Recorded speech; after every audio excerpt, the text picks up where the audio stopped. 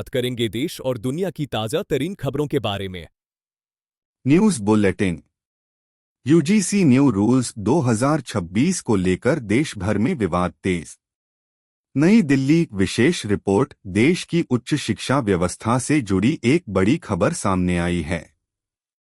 UGC के नए नियम 2026 को लेकर देश भर में विवाद तेज हो गया है। छात्र संगठनों से लेकर शिक्षाविदों और सामाजिक संगठनों तक इस फैसले पर सवाल खड़े किए जा रहे हैं। यूजीसी यानी यूनिवर्सिटी ग्रांट्स कमीशन ने जनवरी 2026 में UGC promotion of equity in higher education institutions regulations 2026 लागू किए हैं। इन नए नियमों का मकसद बताया गया है कैंपस में भेदभाव रोकना और वंचित वर्गों के छात्रों को सुरक्षा देना।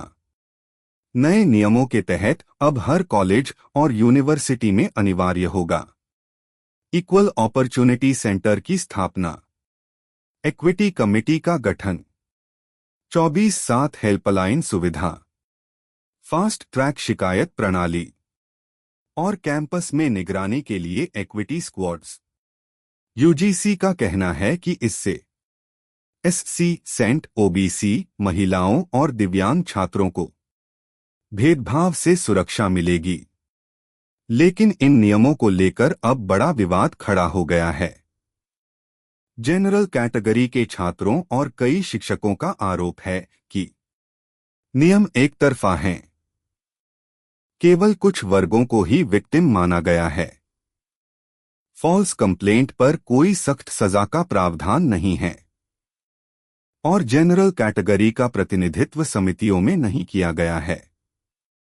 इसी वजह से कई राज्यों में छात्र संगठनों ने विरोध प्रदर्शन शुरू कर दिए हैं। इस पूरे मामले को अब सुप्रीम कोर्ट तक ले जाया गया है। नए नियमों के खिलाफ 2 जनहित याचिकाएं दाखिल की गई हैं, जिनमें कहा गया है कि ये नियम असंवैधानिक हैं, नेचुरल जस्टिस के सिद्धांतों का उल्लंघन करते हैं और कैंपस में दुरुपयोग की संभावना बढ़ाते हैं।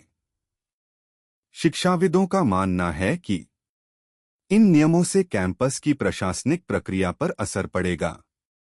वहीं कई छात्र संगठनों का कहना है कि इससे शिकायतों की संख्या बढ़ सकती है और कैंपस का माहौल अधिक संवेदनशील बन सकता है।